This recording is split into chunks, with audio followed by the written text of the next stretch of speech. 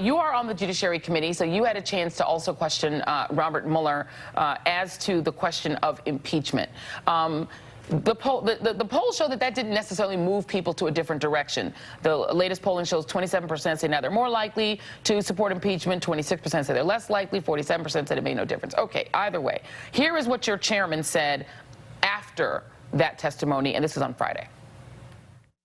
Among other things we will consider are obviously whether to recommend articles of impeachment. We may not do that. We may do that, but that's the conclusion at the end of the process.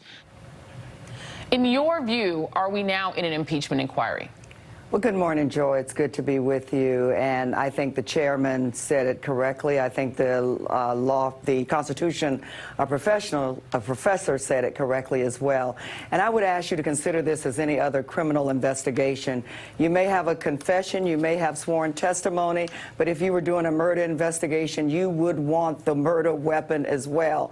And what we need are the supporting documentation. Those documents, financial records, everything that will support what we already know, that the president on multiple times obstructed justice, conspired basically with a foreign power to undermine the 2016 election, lied about it, and tried to convince others to lie about it. So yes, we are in an impeachment investigation. Yeah, and I know you are, and I know you are a great law enforcement professional, so you know exactly what it takes to build a case. I want to play a little bit of your questioning of Robert Mueller, because one of the potential, casus belli for impeachment would be obstruction of justice. This is a little bit of your questioning of Robert Mueller. Take a listen. In fact, there were many questions that you asked the president that he simply didn't answer. Isn't that correct? True. And there were many answers that contradicted other evidence you had gathered during the investigation. Isn't that correct, yes. Director Mueller? Director Mueller, isn't it fair to say that the president's written answers were not only inadequate and incomplete because he didn't answer many of your questions, but where he did, his answers showed that he wasn't always being truthful? I would say, generally.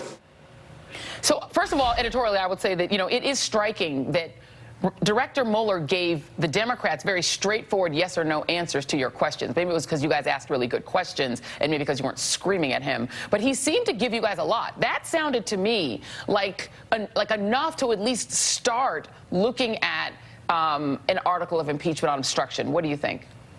I couldn't agree with you more. I mean, we all know Director Mueller's history, a decorated veteran, served as the FBI director for basically 2 terms. He's a middle-of-the-road kind of guy, and I think he did a good job during the 2 years with the interference that he had to endure. We certainly know that Attorney General Barr certainly did not help, but really contradicted the conclusions in the special counsel's report. I believe that, I was pleased with the hearing. He did exactly what we needed him to do, and we did get even a little more than we expected to get. Yeah, I was actually surprised because I thought that it would simply be him reciting the report and didn't think much would come of it, but I certainly thought you guys got a lot out of him. Very quickly, but I'm gonna turn to something else in a moment, but my last question to you on the question of impeachment. In your district, when you're talking to your constituents, is impeachment something that you get the sense that your constituents want you to do in Florida? Joy, from the very beginning when the report first came out, I said there was enough in the report to begin an impeachment process. Every time I make those statements, either in the district or in Washington, D.C., I receive multiple phone calls, tweets, texts, and other forms of communications from constituents. It's always included in the list, though. Affordable housing, health care, education, all of those things are important. Immigration, the tragedy that is happening at the border, a self-inflicted wound by the president, but impeachment is never left out of the conversation. Yeah. Let me ask you very quickly. I know you're from Jacksonville originally. You grew up in a city, and Donald Trump seems not to like cities too much. They have a lot of black folks in it. Jacksonville's one of them. What do you make of what he did to attack your colleague, Congressman Cummings? Joy, every time I think this president has topped himself, he proves to me and others that there's still more venom, hatred, and racism in him. I can tell you this, having served with Congressman Cummings on the Oversight Committee, he's one of the most respected members of Congress, one of the most respected members in Maryland, and really one of the most respected members in the nation.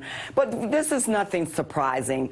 The distractor-in-chief will use anything that he can to distract the American people where our focus is on, and that's his blatant instances of obstruction of justice and telling people in the campaign and in the administration to lie to cover up his misdoings. But I tell you what, it won't work, and we're very focused, and we're not going to stop until we get to where we need to be. All right, Congressman Val Demings, thank you for your time this morning. Have a great day. Thank you. You too.